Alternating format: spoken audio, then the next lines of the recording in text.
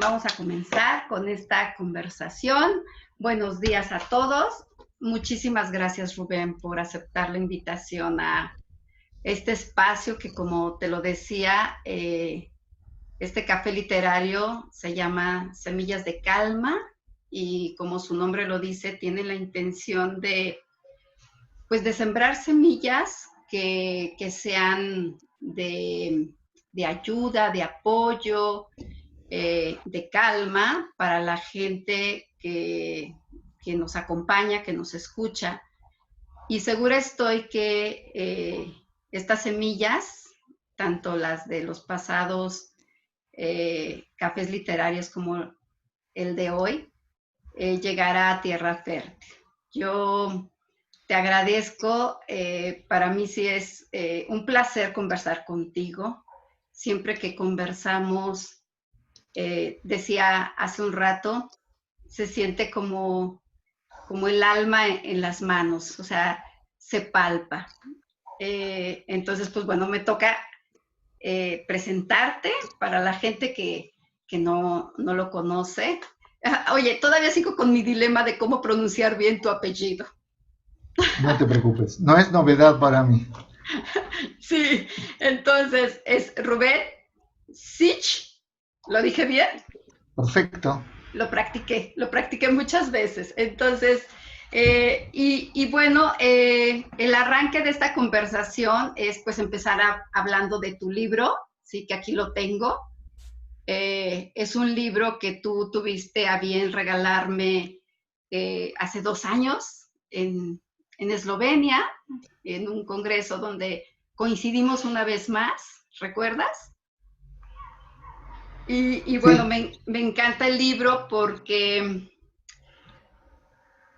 habla de mucho de lo que estamos viviendo el día de hoy. Entonces, ¿quién es Rubén para la gente que nos está escuchando? Bueno, pues Rubén es licenciado en Ciencias de la Educación, estudiaste Ciencias de la Educación, eres, has realizado posgrados en Psicología, es por eso que también mucho de tu hacer como empresario, porque también eres empresario, eres consultor de empresas, eres consultor sistémico, eh, y sobre todo lo que a mí me gusta de ti es cómo has vinculado como todos estos estudios que tú has hecho entre la educación, psicología, constelaciones, estudios del alma, que luego nos vas a conversar más acerca de esto, con la neurociencia, ¿no? Y en mucho este libro es ese resultado. Entonces, bienvenido Rubén, muchísimas gracias. Yo agregaría algo, un gran amigo. Para mí eres un gran amigo siempre que nos encontramos y que nos hemos encontrado en diferentes lugares ahora sí que del planeta. Es una delicia conversar contigo. Siempre hay una riqueza que queda de conversar de una manera profunda que, como yo te decía en algún momento, no se platica tan frecuentemente con alguien como contigo. Entonces, pues bienvenido, Rubén. ¿cómo se llamaba la ciudad donde hicimos el congreso en Eslovenia? El pueblito es Bled, pero Ah, la capital es Ljubljana, que es como una ciudad de cuento. sí, eso pensaba. Es una ciudad mágica de hadas, con el castillo en el medio del lago. Sí, tal cual, parece los dragones, ¿no? Que es como el símbolo de la ciudad de Ljubljana, ¿no? Entonces, también se le llama la ciudad del amor. Fue hermoso en ese congreso coincidir, de hecho, creo que hay varias personas aquí, entre la gente que nos escucha, Marcio, que nos acompaña desde Miami, que también coincidimos en aquella ocasión, Ana Lucía de Costa Rica, Katia de aquí mismo de Tijuana, México, creo que estamos por ahí, ¿no? Entonces, bueno, saludos a todos y pues vamos a comenzar, ¿te parece? Y, Cuando tú quieras. y de entrada, pues sí me gustaría que nos hablaras cómo surgió este libro, porque es en coautoría, ¿sí? decimos en México, lo escribiste a la limón. A la limón ¿A es la qué? a la limón. A la limón. A la limón es a dos manos. Es como tu mano y la mano de alguien más. Entonces, cuéntanos del libro de Carlos, que para ti es muy, muy importante y creo que es darle orden a las cosas. Sí. Eh, el libro, como tú dices, lo escribí con Carlos Esterin. Lamentablemente él falleció hace relativamente poco tiempo. Lo honro mucho. Eh, y la idea en realidad surgió de él. Él vivía eh, mucho tiempo en Estados Unidos y algún tiempo en Argentina. ¿Sí? Hace muchos años atrás, él fue mi jefe cuando yo trabajaba de gerente en una empresa y con una relación muy potente, muy fuerte. Carlos era un emprendedor, inspirador, que yo creo que vivía adelantado a su tiempo, porque incluso había ideas que él tenía de marketing o de ventas o de desarrollo, que incluso no existía la tecnología suficiente en ese momento para llevar a la práctica. Sí. Eh, de él aprendí muchísimo, muchísimo, y después cuando dejé de trabajar con él, prácticamente no nos vimos hasta que en una oportunidad, sí, viajé a Estados Unidos con mi familia y estuvimos en la casa de él, viviendo una semana en San Petersburgo, eh, y, pero prácticamente muy poca frecuencia de vernos, hasta que un día me escribió desde Estados Unidos Sí. proponiéndome escribir un libro en Sí. conjunto. No estaba en mis planes en ese momento, pero la verdad que Carlos tenía un poder de convencimiento y mucha fuerza y energía. Bueno, y ahí comenzamos. No es fácil escribir, como tú lo llamas en México, un libro a limón, ¿no? A A la dos manos. limón. Sí, a la Sí, limón. porque no siempre coincidimos. Uno puede tener una idea central en la cual hay coincidencia, pero hay particularidades, modos, historias, modelos mentales, comportamientos, en fin. Y fue un trabajo interesante de ida y vuelta cómo fuimos complementando, hasta desde la manera de escribirlo, si en primera persona del plural, o Sí. bueno, fue todo un tema hasta que encontramos el modo y bueno, fue una experiencia muy rica, muy rica. Quedó pendiente un segundo libro que en algún momento íbamos a escribir, pero bueno, así surge a partir de una propuesta de él, de una idea. Había quedado muy impactado con la crisis americana Sí. del 2008, muy impactado. Había visto cómo esto había influido en los empresarios, en los profesionales, y ese fue su raíz, su semilla. Sí. La semilla implicaba cómo, qué hacer con una crisis para salir emocionalmente y prácticamente de una crisis tan profunda como la que se vivió en ese momento. Sí. Esa fue su semilla. Y él ahí comprendió también la diferencia entre un empresario y un entrepreneur. ¿Cuál sería Entre la diferencia? un entrepreneur es alguien que tiene el alma. Después vamos a hablar del alma, que es una palabra complicada para explicar. Va más allá de la racionalidad, es un impulso a seguir haciendo, a seguir creando. Es no Sí. poder quedarse ni en el tiempo ni en el espacio, seguir avanzando. Y lo que me parece que tiene el entrepreneur es la capacidad de poder movilizar a las personas que lo van a ayudar, colaborar, transfiriéndoles una fuerza y una energía, aunque todavía los que lo van a seguir no tienen muy claro cómo ni de qué manera, pero es la energía tan poderosa de un entrepreneur que contagia el deseo. Es mucho más, te diría, que un líder. Me surge en este momento como la pregunta, ante lo que estamos viviendo, entonces ser empresario ya no basta.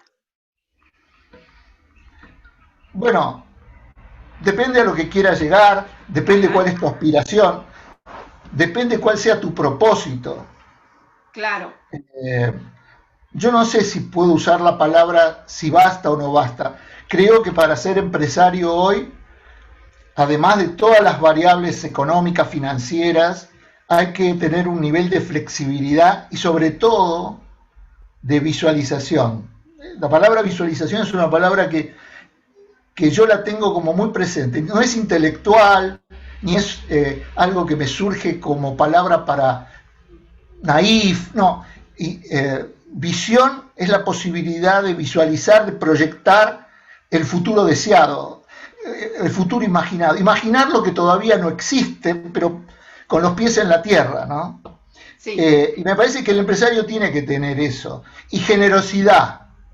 A mí me parece hoy que el empresario tiene que tener generosidad, en tanto y en cuanto no esté en un lugar de supervivencia, porque hay empresarios que no tienen ni siquiera la posibilidad, por una cuestión económica, financiera y de proyecto, pero yo sé que hay muchos que sí pueden, y los que pueden es donde deberían devolver a los que han colaborado y le han permitido ser quien es, en las malas, sí, parte de lo que él ha ganado, de lo que... Y eso es también tener visión de proyecto y de futuro. Y lograr que cuando esto termine, termine de una manera tal que en tu mundo empresario los que están contigo no te lo van a agradecer, lo van a hacer, van a estar contigo. Exacto. Cuando te escucho, me surge como el tema del cual tú y yo hemos hablado, ¿no?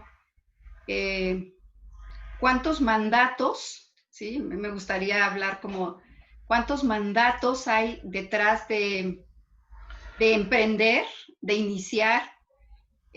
O cuántos incluso traumas podemos estar ahora viviendo, y eso, ¿qué tanto nos mueve como desde esta mirada de emprender, de iniciar, de compartir, de contribuir a nivel social en la sociedad que estamos teniendo ahora? Me gustaría decirte algo que creo importante por respeto a todos los que nos están escuchando. Sí. Yo no planteo con mucha energía y vehemencia y fuerza una convicción, pero es una convicción, como tú sabes, de la vida subjetiva. Es una visión sesgada en relación a las personas y al mundo que conozco. No puedo generalizar de que a todo le pase lo que estoy diciendo, ni tampoco puedo asegurar que lo que yo digo sea verdad. Lo único que te puedo decir, y tú lo sabes porque nos hemos visto trabajar, que lo que digo es con convicción. Claro. Y lo he vivido. No son imágenes o imaginaciones o cuentos de hadas. Es así. Entonces, dentro de mi mundo, que es sesgado y subjetivo, pero real y cierto, lo que te puedo decir es que todos arrastramos mandatos. Los mandatos positivos y negativos. Y va más allá de si nuestros padres o tutores o los que nos han generado lo que somos lo han hecho consciente o inconscientemente. Incluso hasta los mandatos negativos, inconscientes, no han sido generados con maldad, porque probablemente los mandatos que son inconscientes y muchas veces ni siquiera son verbales, se transmiten por la forma de ser, por el deseo, por mi hijo, el que será médico, ¿no? Sí. Yo tengo un primo muy querido que cuando nació, compartimos abuela, y la abuela cuando nació dijo, él va a ser el primer médico de la familia, era un bebé, no lo escuchó, pero de hecho fue médico a los 22 años. Sí. Y nunca dudó que iba a ser médico. Eso es un mandato. Claro. Por supuesto que hay otras variables. Escuché el otro día, leí, mejor dicho, una frase que a mí me pareció interesante. Dice, los mandatos y recuerdos de nuestros primeros años de vida van a ser nuestra vida, y todo lo que va a suceder después va a ser la memoria de esos primeros recuerdos y mandatos que vivimos inicialmente. Mira, Los mandatos positivos, bienvenidos. El problema son los mandatos negativos, que se podrían traducir en palabras como ser no vas a poder, Claro. será muy difícil, Sí. te costará, no goces, no podrás ser feliz, Sí. no podrás armar una familia, no podrás ser exitoso. O exitosa en el caso de las mujeres, ¿no? Bueno, mi lenguaje todavía es un lenguaje antiguo, ¿no? Tenés razón, hombres y mujeres. Acá Sí, se está usando mucho en la Argentina el lenguaje inclusivo, sí, que a mí me cuesta mucho por ser de otra generación usar ese lenguaje, pero es verdad, hombres y mujeres. claro. Cuando me escape el masculino, es mi generación que habla así y abarca todo el Abarca, espectro humano. sí, abarca a todos. Y entonces, ahorita tú estás diciendo algo que, que dices en tu libro, que dicen en el libro, acerca de como cuáles serían los 5 poderes que tenemos para enfrentar una situación difícil, caótica, tanto en las empresas como a nivel personal. Y la primera que decían aquí ustedes dos en el libro es el poder de la voz, o sea, eh, el poder del mandato, vaya, estás diciendo eso. Sí, yo me parece que es una metáfora. La voz, el concepto de voz es más amplio, tiene que ver con la energía que se emite. Hoy, en mi vida, es mucho Sí, más fuerte la mirada que la voz. Es mucho más sí, fuerte la energía que se emana con la mirada, como te estoy mirando tú a ti o vos me mirás a mí. Es muy fuerte.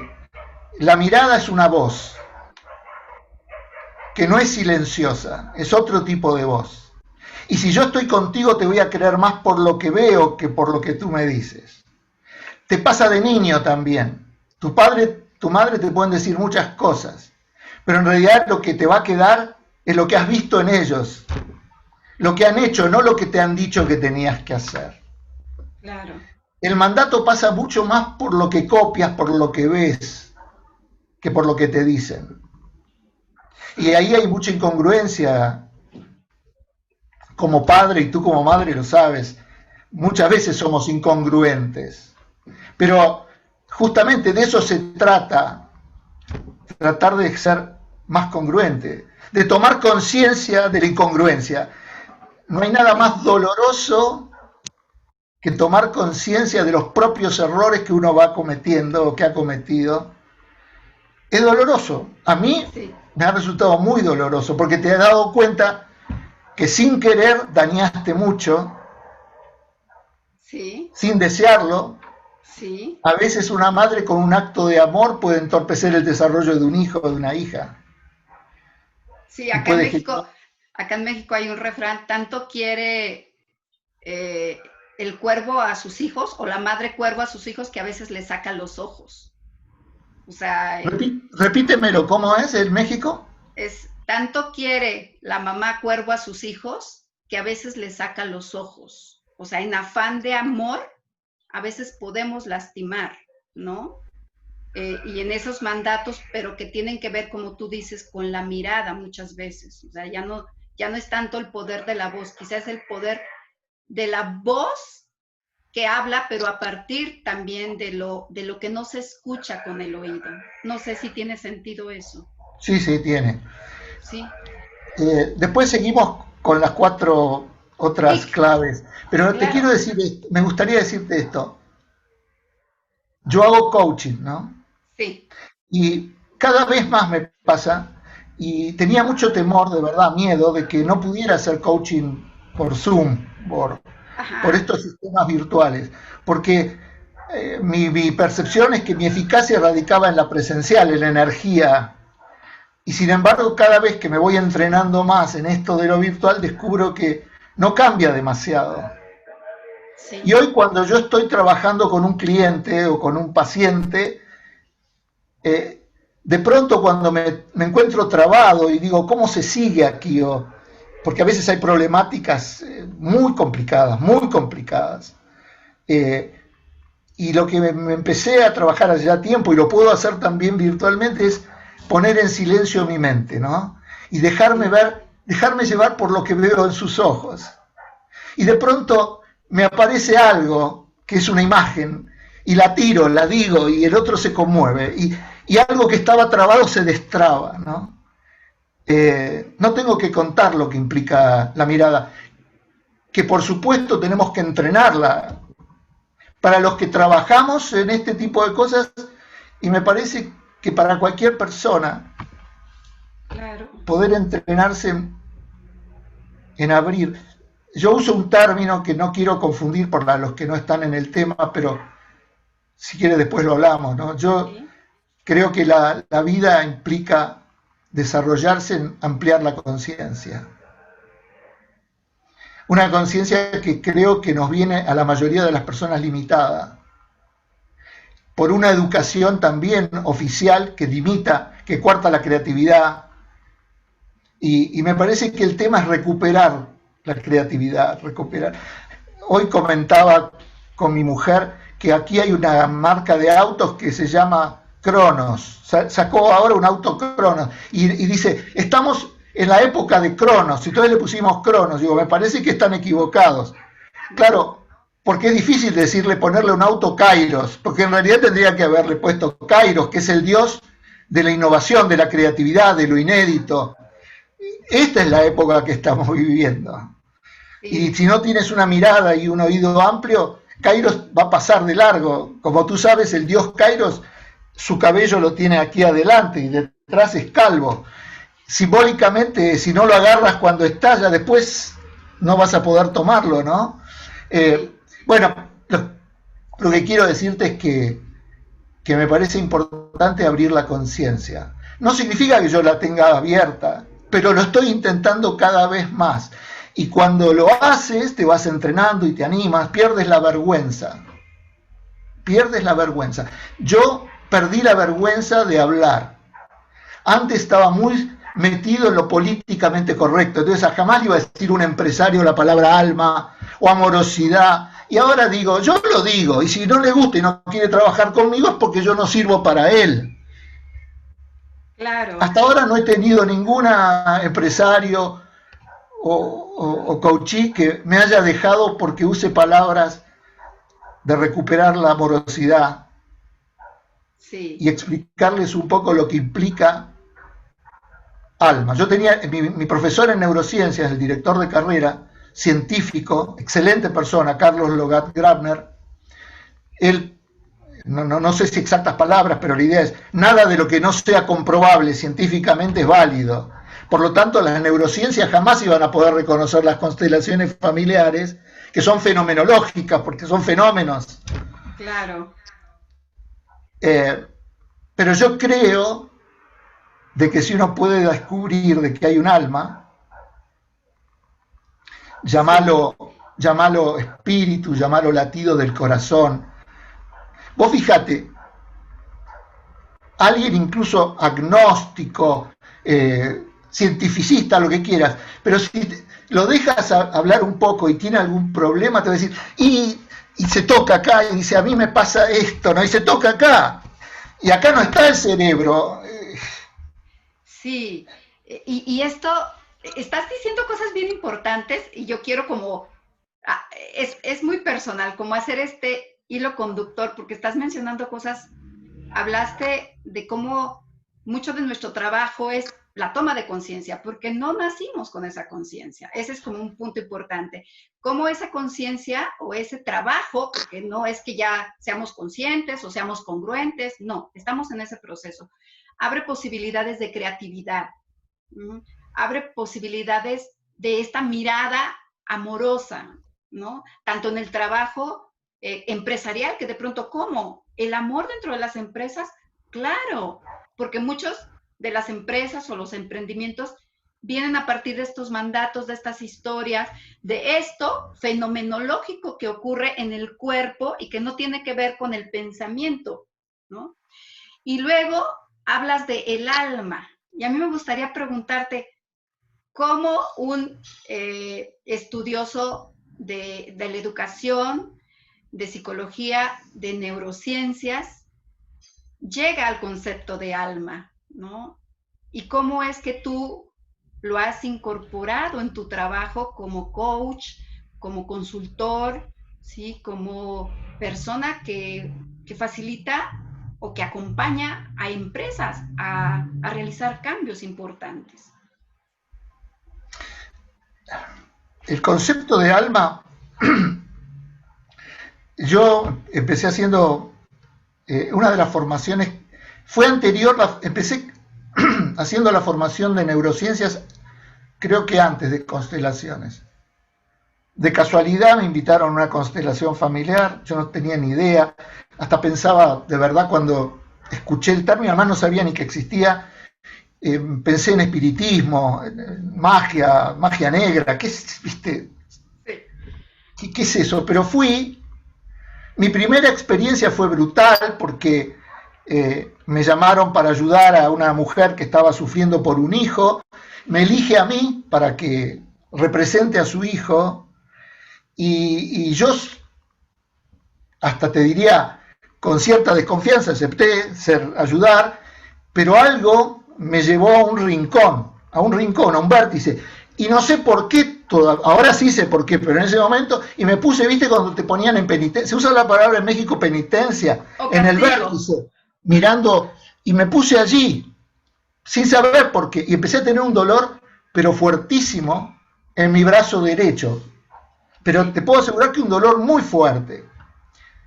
Y la coordinadora, la consteladora, le pregunta a la mujer, ¿le pasa algo a su hijo? En el brazo. Sí, en este momento está hospitalizado porque se cayó de la moto y se rompió el brazo y las piernas. Y era el brazo que a ti te dolía. Y era el brazo que a mí me dolía. Y bueno, eso no vamos a describir una constelación. Sí. Tenía que ver con el padre. Sí. Allí dije, acá está pasando algo. Puedo decir, puedo dejarlo, puedo decir no existe. Es una locura. Sí, o dejemos que esto es místico, pero como sabemos, yo no podía dejarlo allí. Tuve que seguir trabajando. Y hice la formación en constelaciones familiares. Y ahí aparece la palabra alma. Y en la tesis final, después de 3 años, tuve que escribir sobre el tema del alma. Yo hice la formación con una consteladora que se llama Mabel Meschiani, excelente consteladora. Tú la conoces. Que escribió aquí, ¿no? También. Ella escribió, ella fue una de las que escribió un capítulo del libro. Carlos Logat Grabner también escribió otro capítulo de neurociencia. Te diría que hice la magia de unir 2 ciencias que están enojadas o contrapuestas, ¿no? Pero que pareciera que están como en oposición. Ajá. Pareciera, pero no lo están. Sí. Ahí tuve que empezar a trabajar sobre el alma. Freud no habla del alma, por lo menos explícitamente. Jung habla un poco. Bueno, ahí me puse a investigar y te diría que ahí tuve conexión, ya, bueno, mientras hice la formación. El alma apareció para mí con una claridad absoluta. Eso que no se puede describir, pero que existe. Esos dolores, esas angustias, que al margen de tus procesos traumáticos de cualquier momento de tu vida están allí. Sí. El alma rige también nuestras vidas. Y el alma puede ser reeducada. Y trabajando el alma puedes también ayudar a modificar tus mandatos. Que vuelvo a decir, ningún padre quiere desear el mal de su hijo, pero sin embargo inconscientemente transmite mandatos que muchas veces son negativos. Te irá bien, pero en cierto momento te va a ir mal como me fue a mí. Sí. Serás exitoso, pero no podrás terminar de ser exitoso y fracasarás o fundirás. Bueno, para mí esos mandatos, tú lo sabes, porque también trabajas en constelaciones, lo que a mí se me metió en el alma y en la conciencia es... Oye, no es en la que cabeza. Yo no, déjame terminar esta frase porque a mí me parece que puede dar respuesta. Yo decidí y dije, todo, si yo no logro curar esta herida, Sí, la van a heredar mis hijos. Porque yo heredé la herida no sanada de mis padres. claro, No pudieron sanarla. Y yo la heredo. Y yo me daba cuenta que estaba haciendo daño con esa herida. Si yo no la curo, mis hijos seguirán repitiendo. claro. No quiero meterme en temas de trauma porque primero no es mi especialidad, pero tú sí sabes, llámalo trauma, como quieras. Lo que uno no sana, Sí, lo heredan los hijos. Y lo veo todos los días en mis sesiones de coaching. claro. Cuando indagas, cuando alguien me dice, me pasa esto, una de las primeras preguntas que yo hago es, ¿y quién era? ¿Si mamá o papá? Entonces se te queda mirando y dice, y papá. Papá gritaba, y mamá se callaba, o al revés, mi padre obedecía lo... Bueno, es la primera entrada a un reconocimiento de que existe algo muy fuerte. Claro, Las neurociencias de ninguna manera hablan del alma, pero sí hablan de que lo primero que nos pasa como seres humanos en la vida cotidiana es la reacción impulsiva. En neurociencia habla de la cuestión amigdalina, muy primaria. Tarda sí. 0,125 milisegundos en reaccionar. Oye, perdón, no sé si recuerdas que hicimos una constelación precisamente allá en Bled y yo representaba tu amígdala, no sé si recuerdas. Y Sí, era como también unir estas, pues diría, dos grandes, eh, dos grandes caminos para la toma de conciencia. Y fue muy divertido porque efectivamente la amígdala, como bien dices, reacciona y es a través del cuerpo, no es a través de la cabeza o del pensamiento. sí. Ahora, ¿qué te dicen las neurociencias? Te pido por favor, me mataría mi director. Yo lo estoy hiper simplificando por el tiempo. ¿De qué se trata las neurociencias en este aspecto? Entrenar los lóbulos prefrontales, que los tenemos detrás, Sí. para que puedan frenar la amígdala, las reacciones amigdalinas. Siempre llegan tarde. Una vez que la amígdala se disparó, los lóbulos llegan tarde. Pero aquí, en los lóbulos prefrontales, está el planeamiento, se desarrolla el planeamiento, la ética, la moral, Sí, aquí. Y el entrenamiento pasa por descubrir cuándo se te está por prender la amígdala para que los lóbulos la puedan frenar. Porque una vez que se disparó la amígdala no la frenas. Entonces, ¿de exacto. qué se trata el entrenamiento de lo que proponen las neurociencias? Entrenarte para conocer cuándo está por prenderte la amígdala. Y mi profesor usaba una frase y decía, el cerebro es como una Ferrari que va a 350 kilómetros por hora y tenemos frenos de Forte, Sí, los autos primitivos. Entonces, tú empiezas a apretar el freno en México y estás llegando a Ushuaia y todavía el auto sigue funcionando sí, porque no lo prendí. hasta el corazón del Polo Sur. Yo creo que ese autoconocimiento es central. Muy pocas personas nacen Sí, con esa capacidad innata, hay que entrenarla. Y es entrenable. claro. Y mira, no sé si ahorita es pertinente un ejemplo. El otro día conversando con mi hermana, me di cuenta que dijo algo que tocó una herida, ¿no? Toca una herida. Y contesté, porque la amígdala, ¡paz! O sea, al ataque, ¿no? Tú hablas de eso, ¿no? Contesté de la misma manera como atacando a mi hermana. Y en ese momento fue así como, espérame, hermana, espérame. O sea, estoy dándome cuenta, estoy tomando conciencia de que estás tocando algo que no he procesado yo, o sea, que todavía me duele. Por lo tanto, la amígdala reacciona.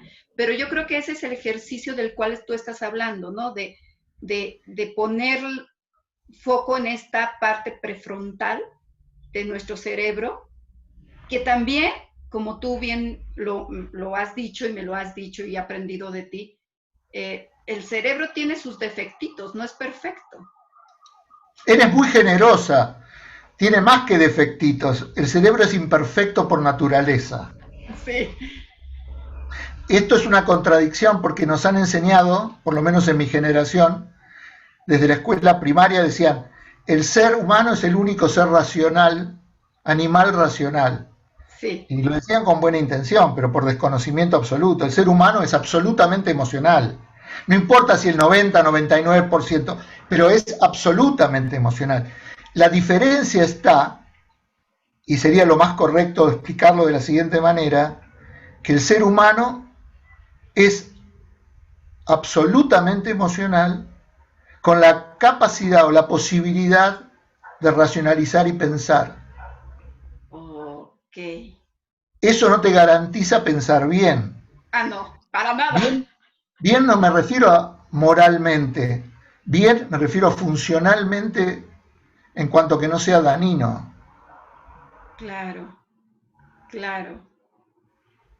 Sí. Eh, yo ahí veo una relación muy estrecha porque las constelaciones de alguna manera plantean algo desde otro lugar, pero muy semejante, es empieza a conocerte desde otro espacio, desde otro lugar. Desde los lugares donde habitualmente nadie se mete si no sabe que existen. Y que nos da mucho miedo, ¿no? Y da miedo. Y además no es lindo meterse con los propios olores y descubrir que uno, mi profesor también decía, los hombres y mujeres somos como monos vestidos. Nos ponemos perfume, desodorante, nos bañamos, pero si no nos entrenamos somos monos. Con Sí, todo el respeto que le tengo a los monos, ¿no? claro, claro. Y bueno, aquí sí me gustaría, hay gente que ya está compartiendo. Si tienen alguna pregunta, por favor, aquí en el chat. Eh, me quedé con esto que dices, ¿no?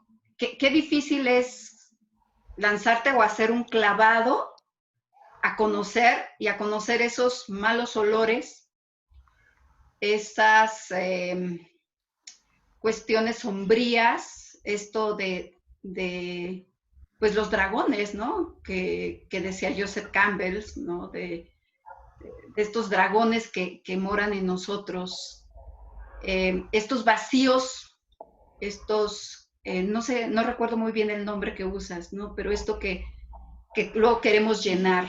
Tú lo explicas más lindo. Sí, es este. Yo creo que todos tenemos agujeros vacíos, Sí. de todo tipo, de distinta índole. Agujeros paternales, agujeros maternales, agujeros vacíos de abrazos y de afecto, Uh-huh. de no haber sido prioridad, de no haber sido los hijos elegidos, muchos vacíos. Gran parte de las personas viven inconscientemente intentando llenar vacíos, Sí. porque es muy difícil vivir con tantos agujeros. Entonces, casi todas las personas en algún momento de la vida, tarde o temprano, necesitan llenar y tapar esos vacíos. Eh, cuanto antes puedas tomar conciencia. Ahora, por ejemplo, en mi caso, yo me pregunto, yo tenía 14 años, era Boy Scout, y en vez de ir con las actividades de mi grupo, yo me puse a trabajar como líder o Dalí de los chiquitos de 3 años y de 4 años, haciendo barbaridades porque yo no sabía nada de psicomotricidad y le hacía hacer ejercicios a los chiquitos de 3 o 4 años que no tenía nada que ver con su crucería, pero no es la anécdota esa, sino por qué en vez de ir con mi grupo, yo me puse a trabajar con chiquitos. Años después descubrí que yo tenía una necesidad docente. Claro. Pero, ¿por qué tenía esa necesidad docente? Probablemente por un montón de cosas que yo desconozca, pero sé que hay una que es fuerte. Yo necesitaba sanar a otros. En mi caso, tengo una hermana con una discapacidad diferente, y después descubrí que muchas cosas en mi vida eran un intento de sanar a los que era posible sanar y curar. Y te diría que ese quizás fue un mandato también de mi madre, cuidarás a tu hermana, Claro. pero probablemente yo creo que ese fue un propósito que a los 14 años nació.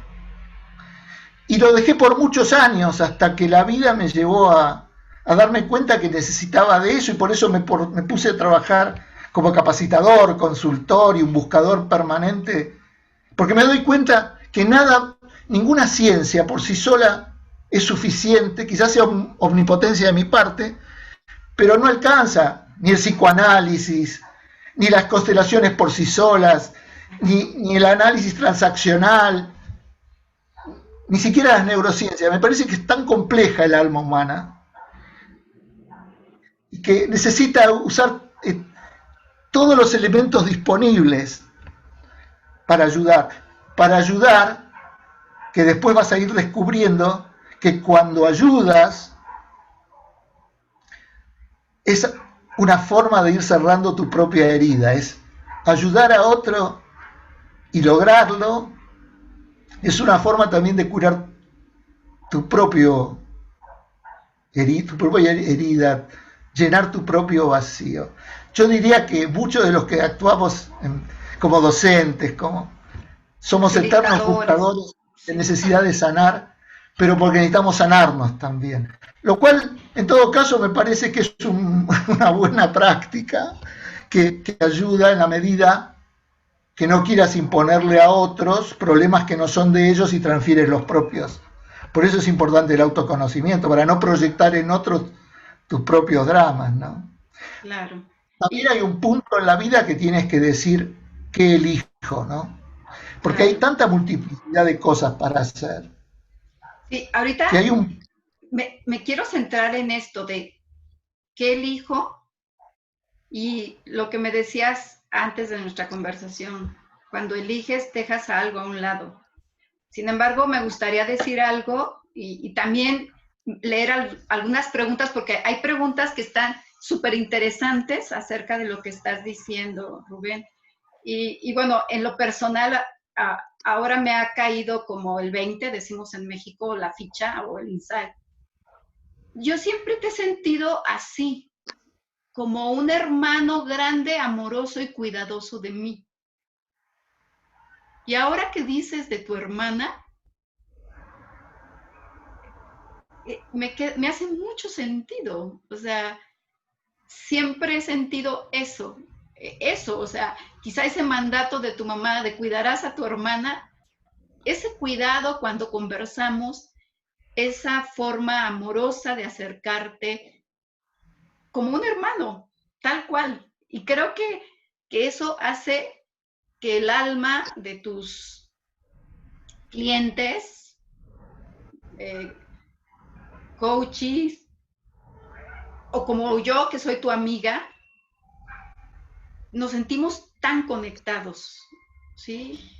Y cuando hablas de esta generosidad o de esta ayuda hacia los demás, por supuesto que es como Quirón, ¿no? En la mitología griega es el prototipo del sanador herido, del que anda ayudando o sanando a los demás, también para sanarse a sí mismo.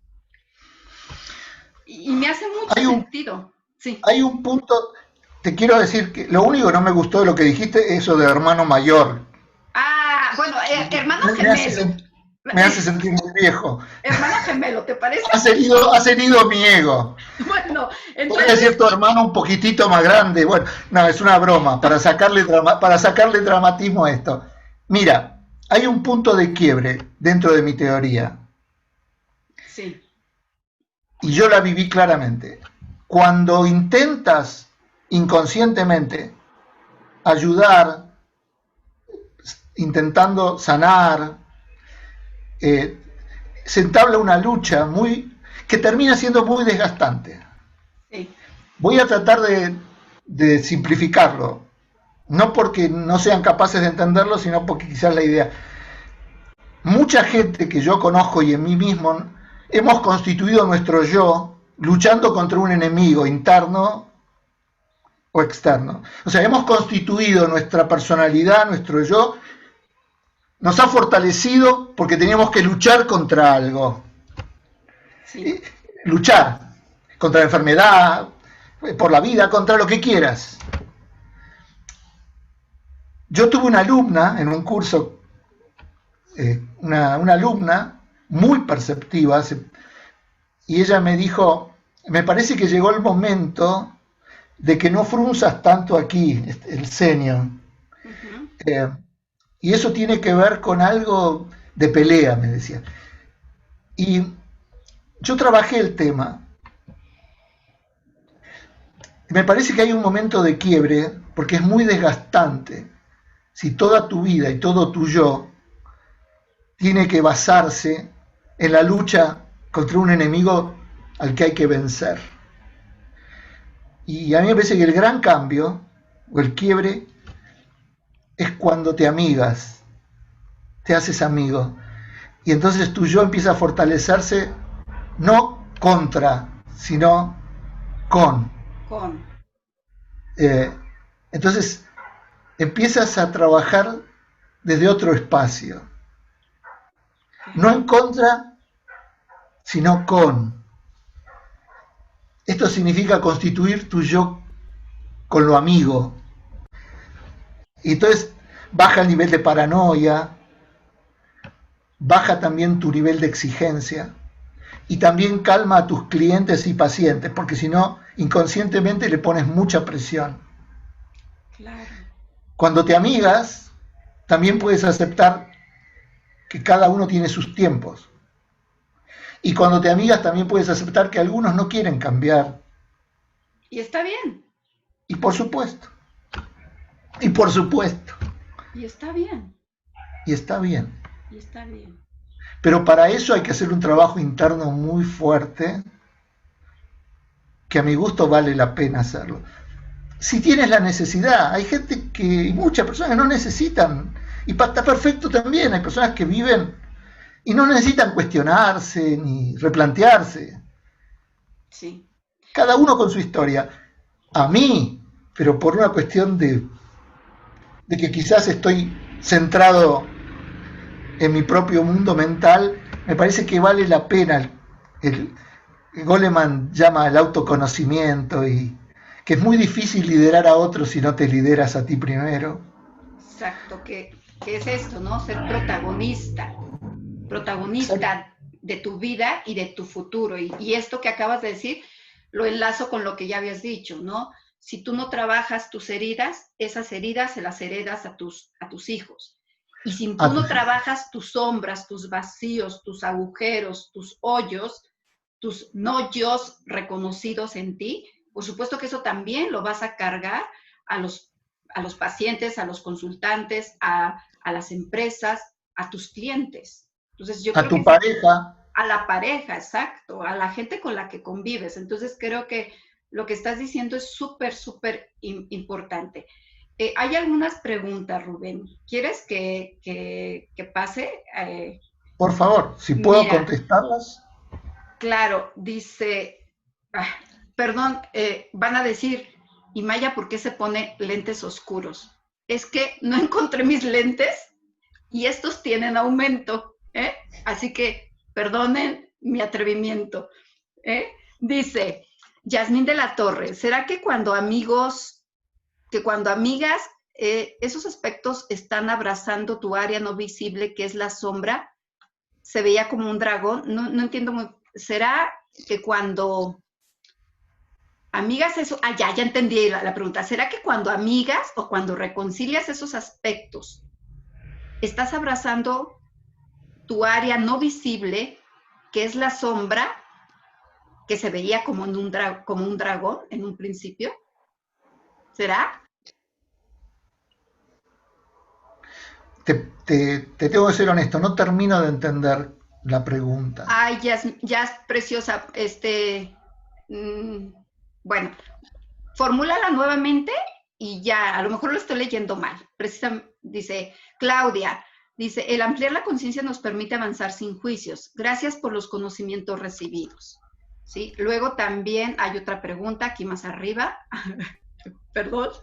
Dice, Miriam Barreto, saludos Miriam. ¿Cuáles serían los pasos para entrenar?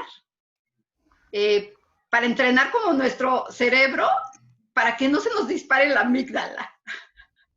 O sea, ¿cuáles serían como esos pasos para que... Voy a intentar contestar, pero quiero ir a la... No fue una pregunta, fue una afirmación. La anterior, me parece que nunca vamos a despojarnos de los juicios. Ok. Y por más sabio que puedas ser, siempre vas a tener juicios. O casi todos tendremos juicios. El tema es que tratar de tener la menor cantidad de juicios posibles. Y esto me lleva a otra idea. Me parece que es peligroso las certezas. O que son peligrosas las certezas. Y que una forma de combatir los juicios es dudar. Y no estar tan certero. A mí me gusta cada vez más, y si no lo hago aquí pido disculpas, pero es mi intención usar las palabras creo, me parece, supongo. Hasta ahora ha sido de esta manera, porque me parece que son palabras que abren posibilidades. De otra forma las cierran, y cuando las cierras das entrada más a los juicios. Sí. Y me parece que las personas, los seres humanos tenemos juicios. Y no siempre podemos tener datos que contradigan los juicios, pero por lo menos me parece que es importante dudar de los juicios. Yo te decía algo que para mí está muy ligado. Viste, te lo simplifico de la siguiente manera. Los caballos nacen caballos, un perro nace perro, una vaca nace vaca, y el ser humano nace ser humano. Me parece que no es ninguna virtud. La virtud, desde mi perspectiva, es cómo nos vamos transformando de ser humano a persona. Claro. Claro. A persona. La persona me parece que es un concepto mucho más amplio de crecimiento, de autoconocimiento. Sí. Bien, en relación a la segunda pregunta, que era cómo entrenar. El primer paso, eso sería toda una clase y claro. Simplemente le pido disculpas. No puedo dar una explicación profunda, pero sí puedo dar algunos criterios. El primer paso es tomar conciencia de tu impulsividad, de tus respuestas. El primer paso que yo propongo de entrenamiento es aprender una palabra que aquí en la Argentina tiene mala fama, pero yo la quiero usar en el buen sentido. Me parece que el primer paso es aprender a reprimir. Ok. A reprimir. De la misma manera que cuando escribes un mail que le quieres contestar a una amiga, a un jefe, a un compañero, lo escribes y las personas que son un poquito más maduras no lo mandan enseguida. Lo dejan en reposo y después lo vuelven a leer. Claro. Y cuando lo vuelven a leer cambian palabras o modifican, porque reprimieron el impulso inicial de contestar. Tú me hablas, y si lo que dices afecta a lo que yo pienso o va en contra de lo que yo pienso, mi primer impulso es dejar de escucharte y empezar ya a pensar qué te voy a responder para demostrar que estás equivocada y que yo tengo la razón. Sí. Entonces reprimir, que es tan difícil, es esperar, dejar que sedimente un poco. Mira, hasta en las terapias intensivas a veces hay que esperar un minuto antes de abrir. Sí. Porque requiere, el espacio y el tiempo requiere un momento de aplacar esta...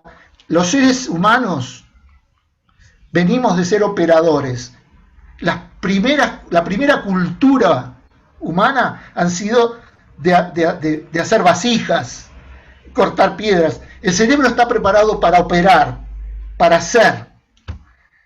No tiene tiempo. Entonces, el cerebro es el mismo. Nuestro cerebro no ha cambiado en 150.000 años. Entonces, estamos preparados para actuar, para operar. En vez de vasijas o una piedra, la respuesta. Y el entrenamiento es darnos cuenta que ahora el ser humano necesita, además de operar, planificar, pensar, cuidar. Amar. Bueno, te estás metiendo en un tema que prefiero no abrir, porque también el amor es un aprendizaje. Desde mi creencia. Sí. Se aprende a amar, como se puede aprender a sociabilizar. Cuando dice fue un amor a primera vista, yo lo pongo en duda. O fue un impulso a primera vista. Las neurociencias, mi profesor decía esto, el placer de corto plazo es dolor de largo plazo. Mira. Cuando logras... Repítelo, porque creo que tiene que el placer de corto plazo es dolor de largo plazo. Somos adultos. Una parejita adolescente que con la calentura de las hormonas no puede perder un minuto en ponerse un preservativo, puede implicar un embarazo. Es un minuto, 30 segundos de contener el placer. ¿Se entiende lo que quiero decir? O sea, o de la palabra que utilizaste, reprimir el impulso. Sí, ¿sí? Como reprimir. Contener. Sí, contener. Me parece que suena menos... Reprimir suena... Puedes tener otras connotaciones. Contener, esperar. Ajá. Y así también el lema continúa y dice que muchas veces un dolor intenso de corto plazo puede implicar un placer de largo plazo. Mira, eso es verdad, en mi experiencia. En la mía también, por lo menos en muchas cuestiones, ¿no?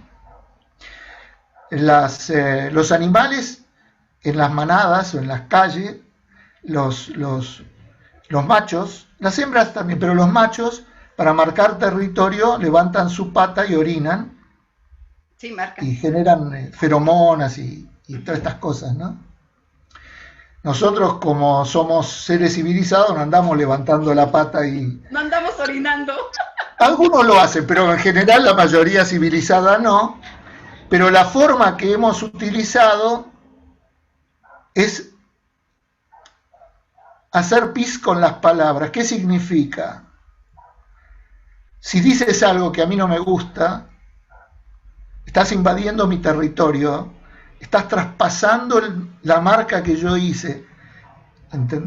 Entonces, actuamos de la misma manera. Levantamos la pata, pero en vez de orinar, pido disculpas si a alguien no le gusta este ejemplo, pero es así y entonces contestamos sí, porque es más importante para muchos, para mí también hasta que lo aprendí, tener la verdad. Y hay una frase que yo me meto todos los días en la cabeza que es, Rubén, y se lo digo a mis clientes, ¿querés tener la razón o lograr resultados? Y querer tener la razón muchas veces implica destruir el resultado. Exacto. Un empresario y emprendedor que niega la escucha de sus colaboradores porque está convencido de una razón y no puede escuchar otras perspectivas, está generando una posibilidad de desarrollo. priva el ego y la razón sobre las posibilidades de un éxito. Cada vez más habrás escuchado que se habla de la palabra sostenibilidad. Claro. Para ser una empresa sostenible, necesitas frenar el impulso del hacer inmediato. Claro. Oye, con esto estás respondiendo mucho. Ese sería como un primer paso, ¿no? A la pregunta de Ese es el primer paso. Uh-huh. Mira, Maya, si hoy a la mayoría de los que están escuchando les queda este concepto,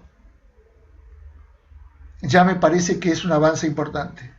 Sí. El entrenamiento debe comenzar inexorablemente por reprimir el impulso de contestar, de decir, de que nuestra verdad salga. Claro. Ese es el primer paso del entrenamiento. Le das lugar a que los lóbulos prefrontales se tomen su tiempo para elaborar, pensar respuestas. Es como frenar el mail que muchos hemos aprendido y esperar una hora, dos o un día. Y la mayoría de los casos, a mí me pasa, cuando lo vuelves a leer te das cuenta de que hay palabras que pueden ser ofensivas o mal interpretadas. Sí.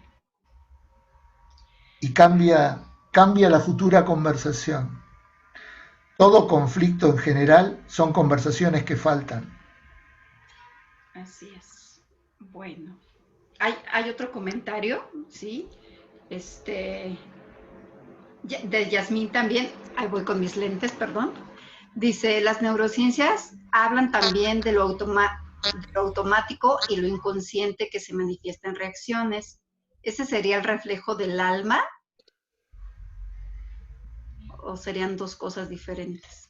No estoy en condiciones de contestar eso. Lo que sí puedo decir es que otra de las cosas que trabajamos en neurociencias es el romper el automatismo, digamos. Las neuronas arman redes neuronales que se acostumbran a funcionar como autopistas, porque lo que busca el cerebro es la rapidez y el menor esfuerzo, porque necesita consumir poca energía.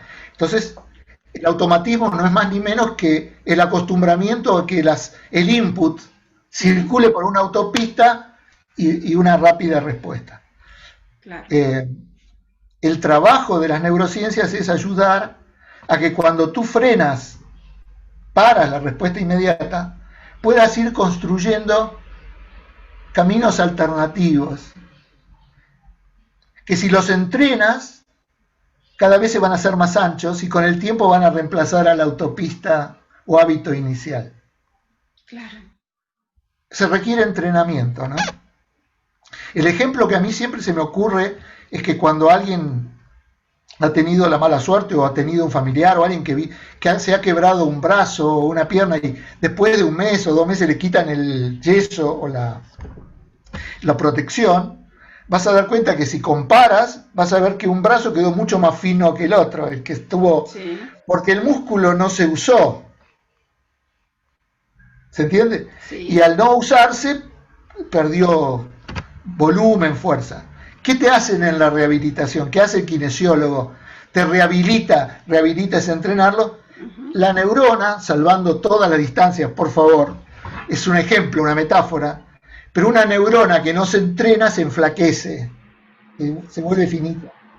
Por eso, si alguien quiere perdurar, no solo en edad, porque el tema no es vivir más años, sino vivir más años con salud mental, el requisito es cómo vamos entrenando permanentemente nuestras neuronas para que se hagan más gruesas, para que no se hagan finitas y se mueran. Por eso a muchos ancianos o personas cuando necesitan rehabilitarlo, no solo conmigo, cuando le dan esa pelota a muchos ancianos o personas de tercera edad para que muevan el músculo, la idea no solo es que restablezcan la función muscular, a ese músculo lo mueven redes neuronales.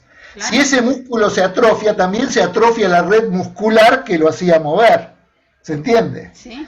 Entonces, cuando tú haces así con la pelotita, no solo estás entrenando el músculo, estás reactivando la red neuronal que permite que ese músculo se mueva. Si me permites una metáfora grosera, el cerebro requiere de eso en el proceso de neurociencias. Cómo permanentemente lo enfrentamos a disyuntivas, le generamos dudas. Y la toma de decisiones. Y la toma de decisiones, esperar un poco. Salvo en terapia intensiva, muchas veces en las empresas yo le digo a los jefes, no les hagas creer a tus colaboradores que están en terapia intensiva. Le mandan un mail el domingo a las 6 de la tarde, cuando el tipo está descansando, para que le conteste. Y entonces el hombre o la mujer tiene que dejar de hacer y contestar ese mail. Y resulta ser de que el que lo recibe lo deja archivado hasta el lunes a la mañana o hasta el lunes a la tarde. ¿Sabe por qué?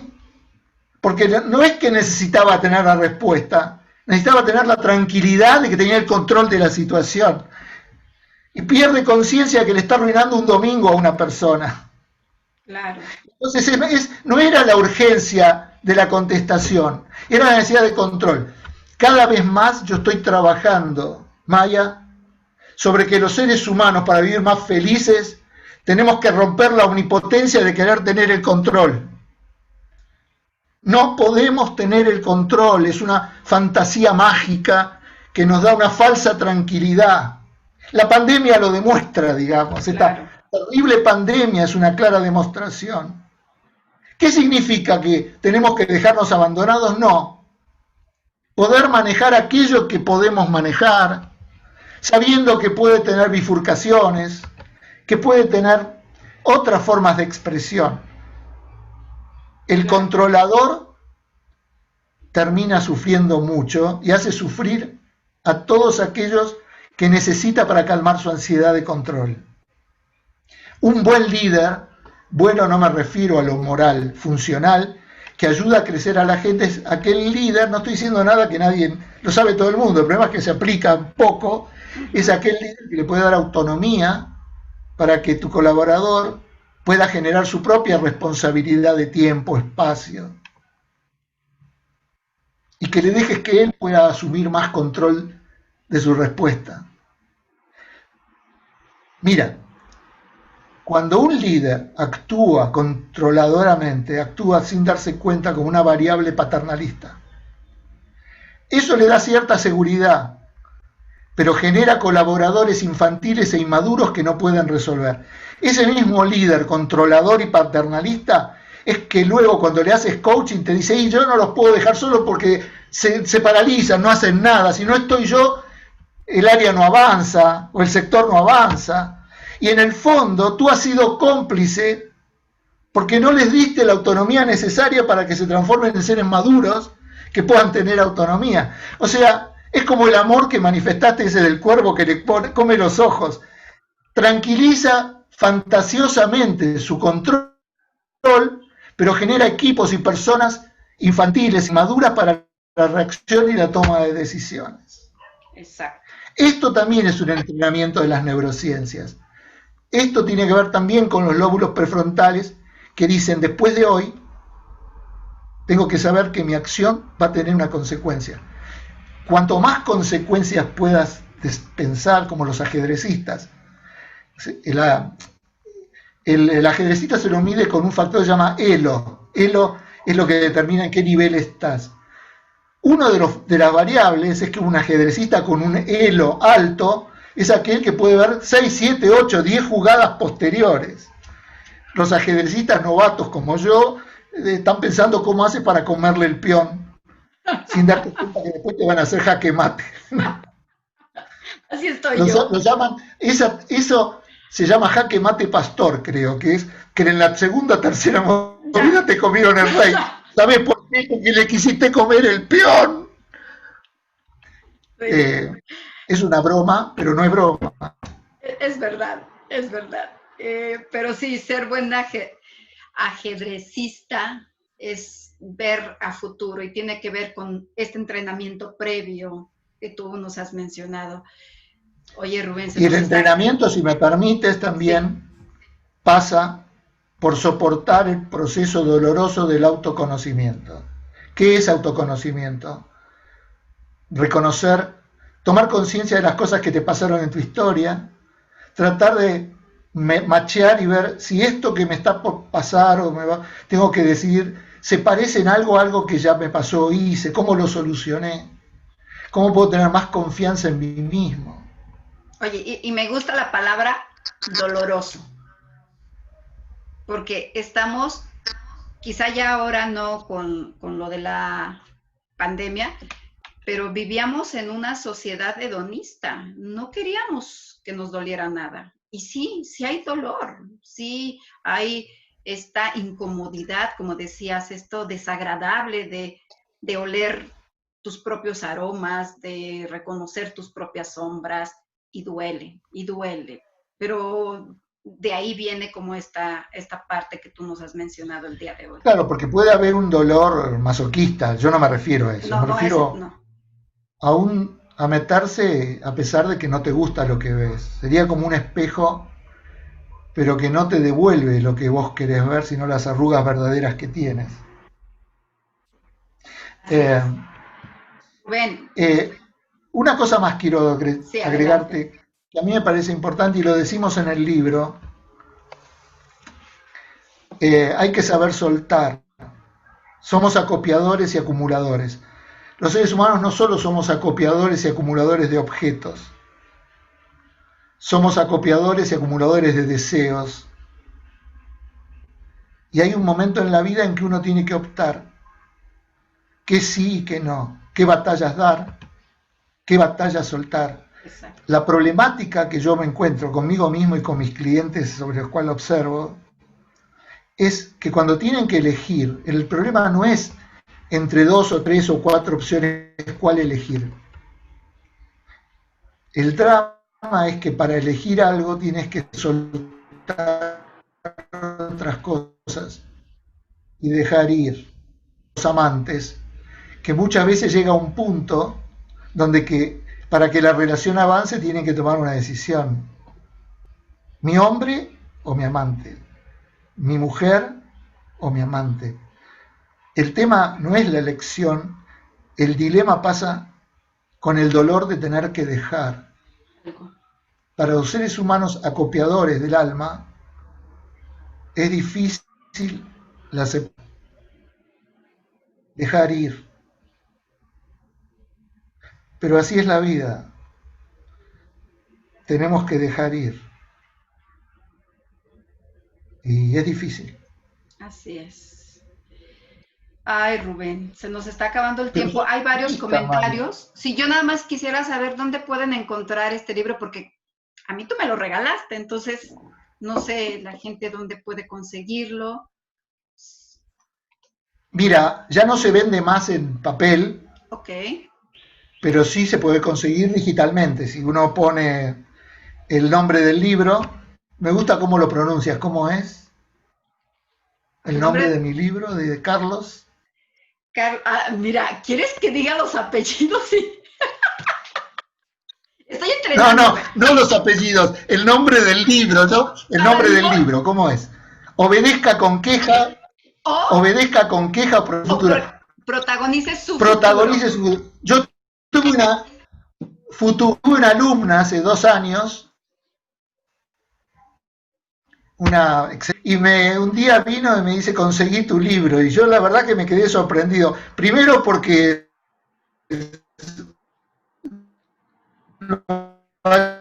haya comprado, porque todavía sí se puede conseguir, hay gente que revende libros, se consigue, pero digitalmente se puede conseguir.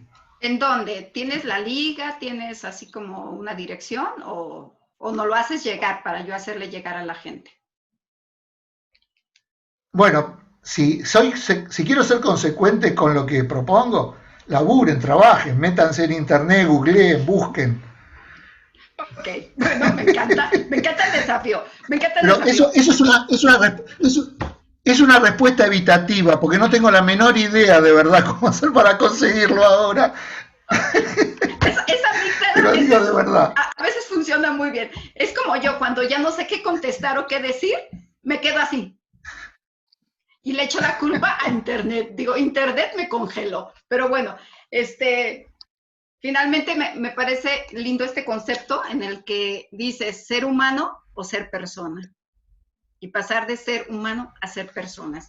Deja leer rápidamente, disculpen ustedes, Yasmín, Ceci Vega, muy interesante y muy nutritiva esta conversación. Me interesa adquirir el libro, ¿dónde lo puedo conseguir? Ya creo que ya tuviste la respuesta, Ceci. Erika dice, ay, espera, me bajé un poco. Erika. Es que es muy cómico verte con los lentes oscuros leyendo. El otro día, ¿sabes qué? Es que bueno, ya me conoces. Todos los lentes los destruyo. O sea, los agarro y los dejo en cualquier lado. Yo pensé que era una moda, si acaba pensé que era una moda mexicana. Es una moda de maya. Y entonces... Bueno, ¿qué es lo que dice esta mujer?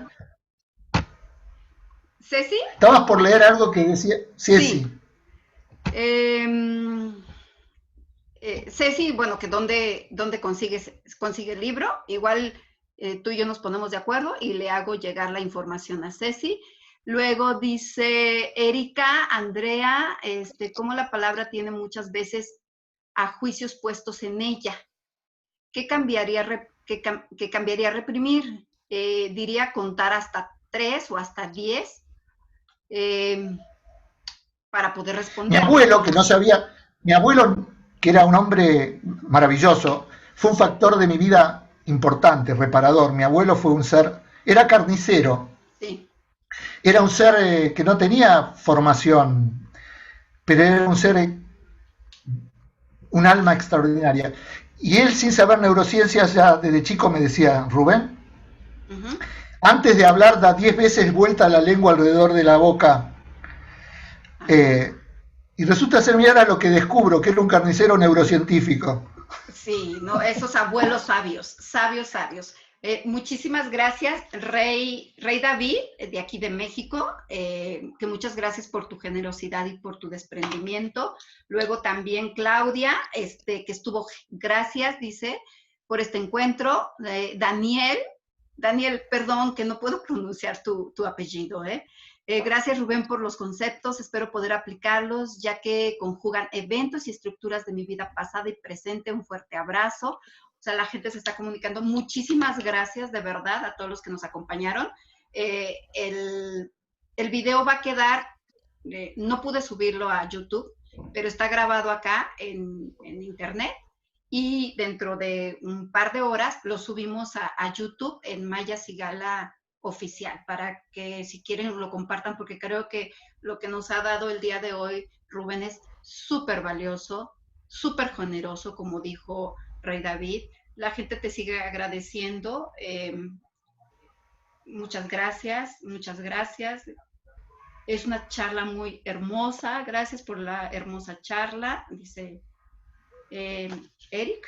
Ay, sí. Alcanzo a ver de lejos, mira, así. Es que me sobra vista, tengo vista de lince. Rubén, ¿qué puedo decirte más que gracias? Y yo quiero decirte algo también. Dime. Porque respeto muchísimo a las personas que se tomaron el tiempo de escuchar y de participar. Que todo lo que he dicho, todo, son hipótesis. Son mis verdades. Y algunas de estas verdades de aquí a un año pueden ser distintas. Pero no porque yo soy manipulador, sino porque la ciencia, la historia avanza y cosas que hoy piensas que son de una manera, resulta que pueden ser de otra. Pero todo lo que he dicho, lo he dicho con absoluta conciencia y muy comprometidamente. Y quiero decir algo más. Si le he puesto algún toque de humor, no es porque lo tomo esto en broma, ni porque me río de nadie. Los tomo a todos los que están escuchando muy en serio, muy en serio, muy en serio. Pero me parece que la vida ya tiene suficientes dramas. Claro. Y que para hablar de cosas serias no hace falta ser dramático.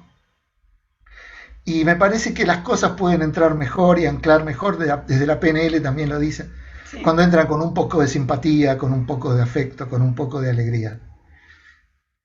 Ninguna de las bromas o sonrisas que he hecho han tenido intención de no tomar en serio esto. Por el contrario, se basan también en las neurociencias. Lo que entra con placer va a entrar más duraderamente y se va a anclar más. Sí, entra. Todos los que están escuchando, todos, merezco y mereces tener una mejor calidad de vida. Y me gusta decir algo, no podemos controlar la pandemia, no podemos modificar el mundo, pero nadie nos impide ser modificadores de nuestro metro cuadrado. Exacto. Y si quieres empezar a modificar la hectárea, empieza a modificar tu metro cuadrado. Porque hay muchos que quieren modificar el mundo, pero no intentan ni siquiera modificar su egoísmo, su centrifugalidad, dejarse mirar el ombligo. Y esta me parece que es la verdadera causa que todos podremos y podemos aplicar. Así Esto me es. parece que tiene que ver con la salud, Maya. Así es. Y saber que hay cosas que no podemos y que hay batallas que no podemos dar. Eso no significa que seamos débiles. No. Significa tener mayor conciencia de que a veces conviene gastar nuestra energía en cosas que son factibles. No es resignación. No, al contrario. Es potencia. Exacto. Exacto. Pues muchísimas gracias. De verdad, mira, mucha gente nos está comentando. Gracias. Gracias por tu generosidad. Gracias. Bonita charla. ¿Sí? Gracias a Rubén por su generosidad y humildad, a la apertura y su hermosa forma de explicar sus vivencias y aprendizajes. Aquí nos quedaríamos mucho rato. De verdad, muchísimas gracias a cada uno de ustedes. Ha sido una conversación muy, muy linda. Yo ya lo sabía, siempre es así. Siempre es así cuando conversamos, Rubén y yo, de esa manera amorosa, que bueno, ya hablaríamos en otro momento del amor, ¿te parece? Cómo entrenar también el amor, pero por lo pronto yo me quedo también con muchos aprendizajes. Rubén, te mando un fuerte abrazo y felicidades. ¿Sí? Bueno, yo te quiero agradecer por haberme invitado. De verdad, es una hermosa oportunidad de lo mucho o poco que sé poder tratar de ampliarlo. Y por experiencia propia te quiero decir algo que no es menor. Yo tuve que aprender a amar. No todos hemos tenido la suerte de tener padres amorosos, por lo menos conscientemente amorosos, que nos enseñaran con plenitud el amor. Y muchos hemos tenido que aprender a amar. Y también te quiero decir algo, una de las formas de aprender a amar es rodearse de gente que te pueda enseñar también a amar.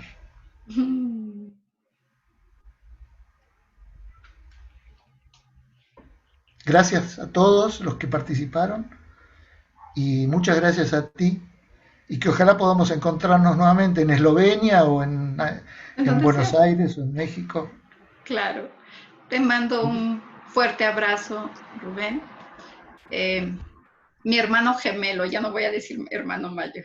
Y me harías un poquito bien al alma, digamos, a mi ego. Ok, entonces, como te voy a decir, mi hermano, mi gemelo. Te quiero mucho. Gracias. Sí, gracias a cada uno. Nos vemos el próximo domingo a las 11 horas México, a la 1 hora de Argentina. Besos y agradecimientos, ¿no? Y bueno, nada más toca chao, chao y a disfrutar su domingo. ¡Ay, qué lindos! Sí. Chao, chao, chao, chao. Chao a todos. Gracias. Chao.